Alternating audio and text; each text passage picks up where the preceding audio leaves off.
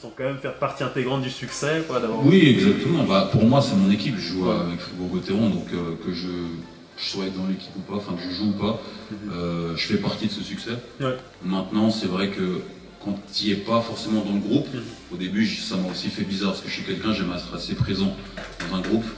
Je mets ma petite touche, on va dire. Comme j'ai dit avant, je suis camerounais, donc je taquine vraiment tout le monde.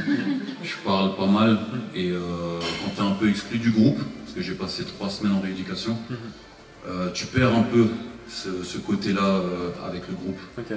Donc après, tu dois tout remettre en place, récupérer un peu ça, puis c'est ce que j'ai fait ces 2 dernières semaines. Okay. Puis globalement, enfin, qu'est-ce que tu crois que vous devez faire maintenant pour pas, comment dire, que toute cette saison soit un gâchis sur quel piège vous devez éviter dans l'équipe en fait pour poursuivre sur cette lancée? Je pense qu'on doit éviter, c'est le fait de se dire que jusqu'à présent tout s'est très très bien passé et que ça va continuer comme ça. Okay.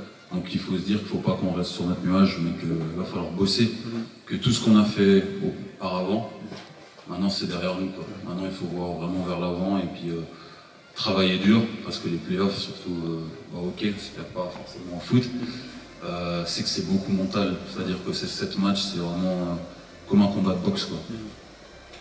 Pour moi, c'était assez compliqué parce que c'est aussi ma grande blessure.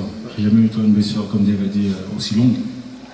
Et ça m'arrive dès que je rentre en Suisse, chez moi, on va dire. Malheureusement, après ce moment-là, c'est un peu compliqué parce que je voyais autre chose dans ma carrière. Et en revenant en Suisse, ils vont faire profiter de ma famille. Et j'ai passé 4 mois fantastiques, parce que notamment j'habite aussi à Toulouse, au sud de la France, et j'ai passé 4 mois que j'avais jamais passé dans ma carrière.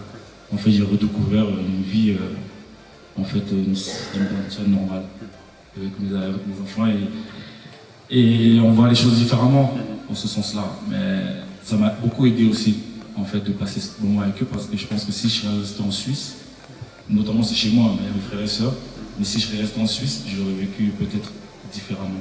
En tout, tu as joué à peu près une demi-saison avec la session. Est-ce que l'intégration se passe quand même pas mal avec eux ou à vrai dire, les sessions, on se connaît depuis longtemps, parce que j'ai commencé au Servette à l'âge de 18 ans, professionnel. Donc, de cette période, il me titillait un peu, il me cherchait un peu. Moi, je voulais beaucoup l'étranger. J'ai fait 10 ans d'étranger.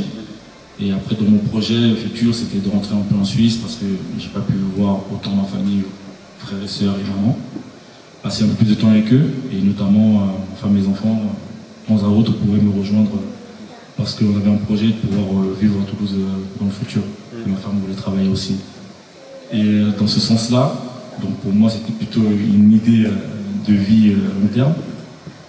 Arrive cette grosse blessure justement qui change un peu la tête, que tu n'as pas l'habitude d'avoir.